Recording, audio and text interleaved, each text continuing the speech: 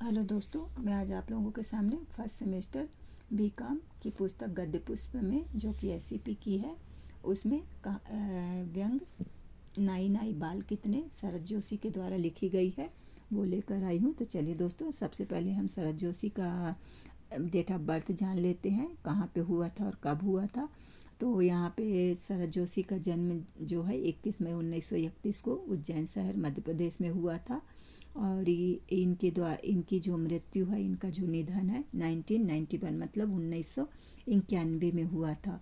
और इनके द्वारा लिखित प्रमुख रचनाएं हैं परिक्रमा, किसी बहाने, जीप पर सवारी लिया, रहा, किनारे बैठ। यहाँ पे चलिए दोस्तों, और इन्होंने टीवी धारावाहिक भी लिखा है, जो है जिंदगी और मालगुड़ी डेज, विक्रम बेताल, सिंहासन बत्तीसी।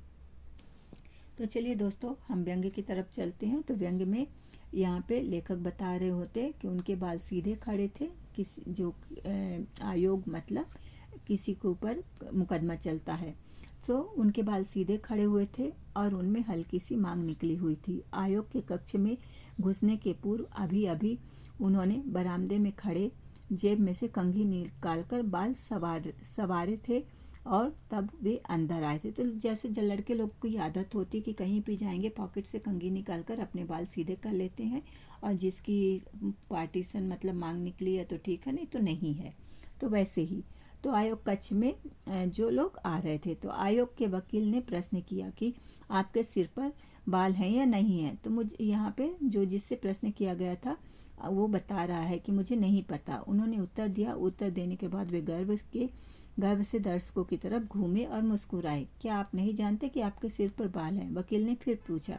जी मैं नहीं जानता।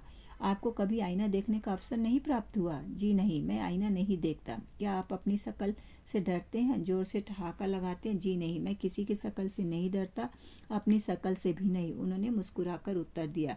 आपके बारे में यह कहा जाता है कि आपके सिर पर बाल हैं। मैं ऐसी झूठी खबरों पर विश्वास नहीं करता। वकील थोड़ा ऊब चुका था। उसने नए सिरे से सवाल उठाया। कभी आपने हाथ फेर कर यह देखा कि आपके सिर पर बाल हैं कि नहीं? देन क्यों नहीं?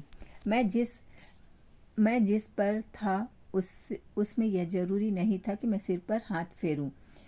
क्या आप क्या आपके कर्तव्यों में नहीं आता होगा? मैंने कभी इसकी जरूरत नहीं समझी।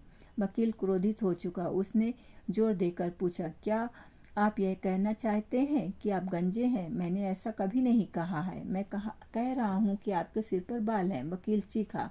तो आप गवाही दीजिए, मुझे यहाँ क्यों खड़ा कर रखा है? इस पर फिर लोगों ने ठहाका लगाया। उन्होंने फिर गर्व से लोगों की ओर देखा। आप बताना क्यों नहीं चाहते कि आपके सिर पर बाल हैं या नहीं है? मैं कह चुका महाशय कि मैंने तब गोपनीयता की शपथ ली थी और मैं शासकीय रहस्य उद्घाटित नहीं कर सकता। हम शासकीय रहस्य नहीं आपका रहस्य जानना चाहते हैं। मेरा कोई रहस्य नहीं है। आपके सिर पर बाल हैं या नहीं? आप गंजे हैं या आपने बिग लगा रखा है या असली बाल हैं? आयोग यह जानना चाहता है। तो मैं जानता होता तो मुझे बताते हुए खुशी होती। आप जानते हैं? मैं नहीं जानता। सारा देश देख रहा है, आपके सिर पर बाल हैं और आप कहते हैं मैं नहीं जानता। मैं यही कहना चाहता हूँ श्रीमान कि हमें यहाँ बुलाने के पहले आप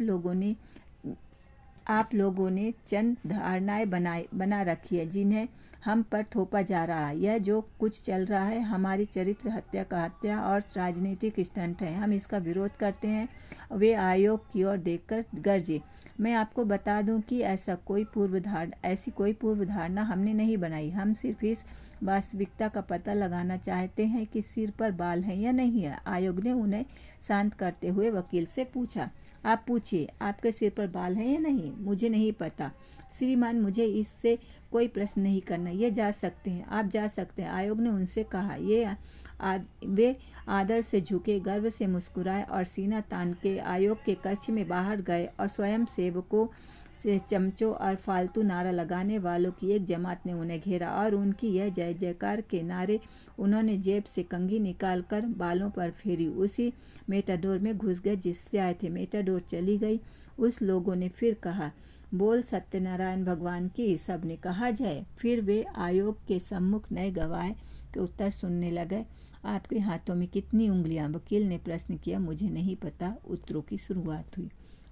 दोस्तों, ये था नाई नाई बाल कितने का व्यंग। तो दोस्तों, आप ज़रूर देखिएगा। धन्यवाद।